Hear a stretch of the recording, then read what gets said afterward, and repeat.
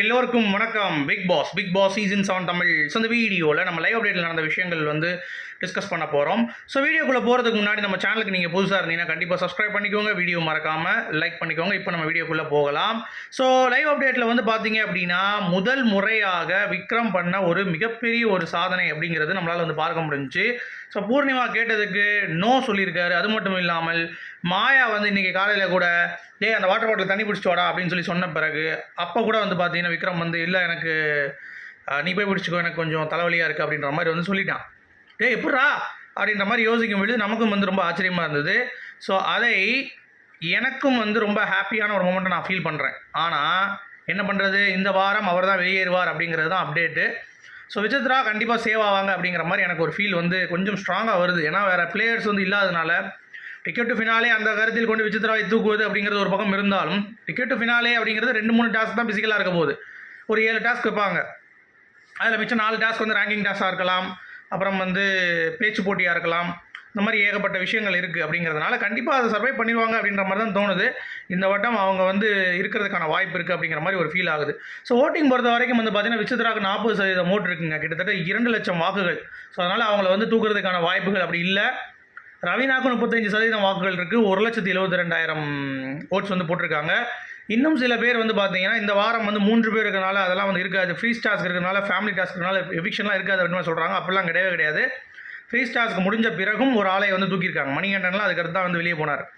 So அதனால் free task வீக்கெண்டில் பார்த்தீங்கன்னா எவிக்ஷன் இருக்கும் இல்லை அப்படின்றத நினைக்காதீங்க, கண்டிப்பாக இருக்கும். ஸோ ஐஸ்வர்யா ராஜேஷ் வரணுன்றதுக்காகவே மணிகண்டனை கடைசி வரைக்கும் வச்சு தூக்குன ஒரு கதையை நம்ம கேள்விப்பட்டிருக்கோம். ஓகேங்களா? ஸோ அதுதான் பாயிண்ட்டு.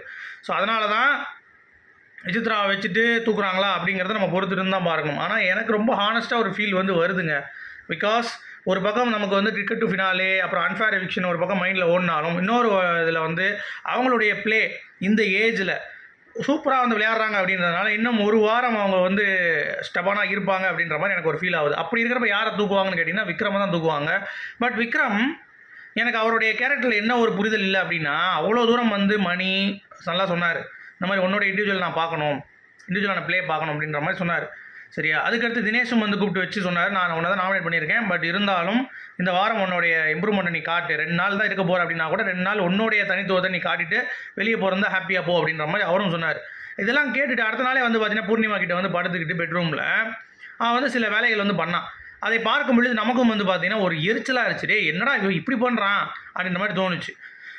சரின்னு சொல்லிட்டு அதுக்கடுத்து அப்படியே கொஞ்சம் இதாக பண்ணால் மணிக்கிட்ட நேற்று நைட்டு புலம்பிகிட்டு இருந்தான். ஆமாம் எனக்கு தெரியுதுமாம்மா, என்னை யூஸ் பண்ணுறானுங்க பூர்ணிமாலாம், எனக்கு பார்க்க முடியுது அப்படின்னு சொல்லிட்டு இருந்தான். சரி சும்மா தான் சொல்கிறான் போல், திருப்பி போய் பூர்ணிமாட்ட போய் படுத்துருவான்னு சொல்லி பார்த்தோம் அப்படின்னா அங்கே தான் அர்ச்சனா கூட எல்லாம் உட்காந்துட்டு இருக்கும் பொழுது மேக்கப்பை தொடச்சிட்டே கிச்சன் ஒர்க் இன்றைக்கி மட்டும் நீ முடிச்சிடுறியா, நான் உனக்கு நாளைக்கு பார்த்துக்கலாம், உனக்கு தேங்க்ஸ்ரா அப்படின்ற மாதிரி சொல்கிறா.